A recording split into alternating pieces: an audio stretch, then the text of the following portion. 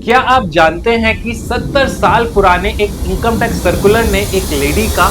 लाखों का टैक्स बचाया। ये किस्सा है 2016 का, जब असेसी अपनी एक प्रॉपर्टी बेचती है लगभग 4.5 करोड़ में और उस पर अपना कैपिटल गेन टैक्स बचाने के लिए वो एक नई प्रॉपर्टी खरीद लेती है। यहां तक सब ठीक था। असली कहानी शुरू होती है 2019 में, जब डिपार्टमेंट को पता चलता है कि जो ये प्रॉपर्टी बेची गई थी वो रेजिडेंशियल नहीं थी और असेसी ने गलती से अपनी आईटीआर में जो डिडक्शन क्लेम करी है वो 54 में कर ली है, जबकि उसे क्लेम करना था 54F में, जिसकी वजह से डिपार्टमेंट उसकी इस डिडक्शन को डिसअलाउ करता है और उस पर डिमांड का नोटिस इशू कर देता है। वो इस ऑर्डर के अगेंस्ट अपील करती है और रेफरेंस देती है एक सर्कुलर का जो इनकम टैक्स डिपार्टमेंट के द्वारा इशू किया गया था 1955 में। इस सर्कुलर में कहा गया था कि जो इनकम टैक्स डिपार्टमेंट है वो किसी भी असेसी के छोटे मोटे टेक्निकल एरर या फिर इग्नोरेंस का गलत एडवांटेज नहीं उठा सकती है, और अगर उसे कोई लेजिटिमेट रिलीफ दिलवानी है तो ऑफिसर को पूरी मदद करनी पड़ेगी।